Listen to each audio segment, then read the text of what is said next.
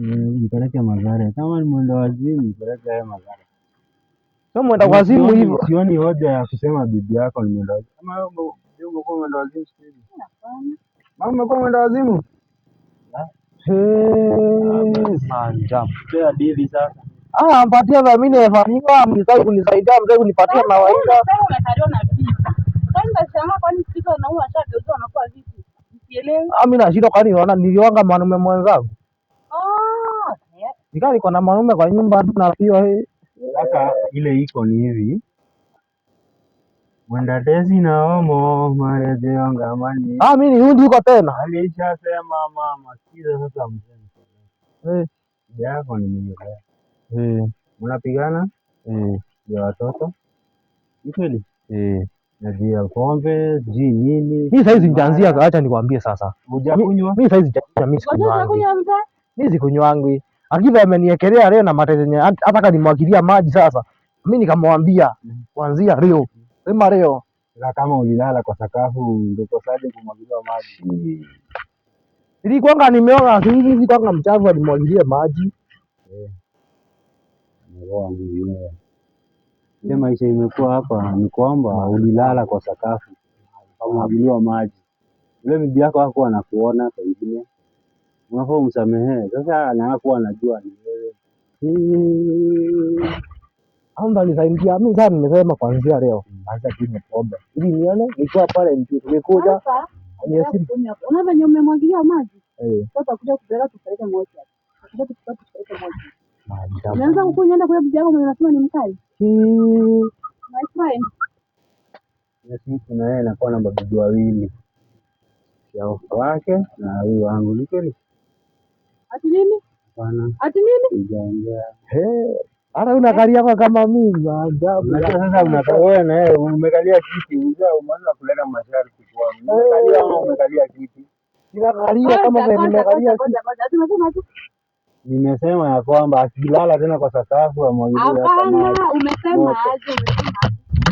Kwa sababu ile iko ni kwamba akaliwa leo.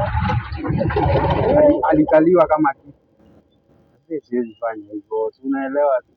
Nataka nijue huyu mzee shida yake ni gani?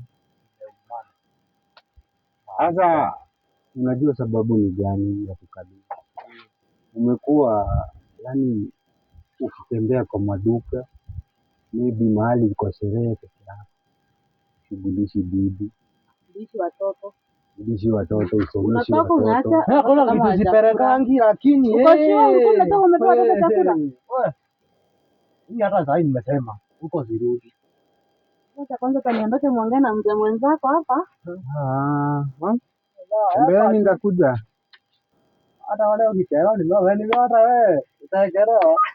Tuangalie chakula yangu hivyo. Utaelewa. Sasa venye hivyo kwamba wewe unafaa uelewe boma ile inajengwa kama miti ama mawe. Boma hujengwa kwa vitu nzuri.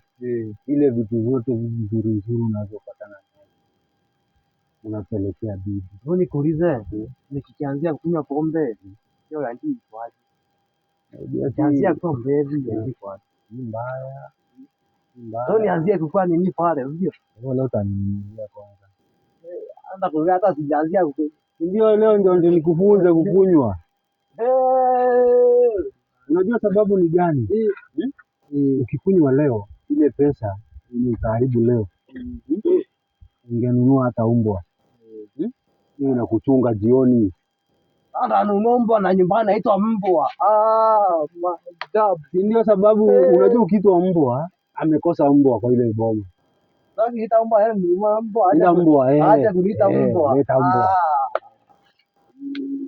Akikuita shetani nunua kitu inakaa shetani. Letea yeye. Okay.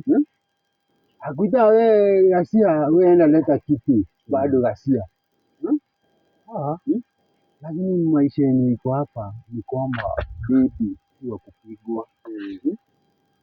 Bibi ni yule anapiga bibi. Okay. Acha mimi nifanye hivi. Sasa utaelewa sasa. Ukifika sasa usiku, najua tara. Kitanilamba. Sitakulamba. Wewe tunaongea baadaye. Mimi sasa tunafanya. Hiyo maisha ya kukunywa pombe. Hiyo maisha sioni ikiwa. Hiyo mimi ndo nitafanya. Ukikunywa pombe. Wewe, mbona siku hiyo ingine? Sawa.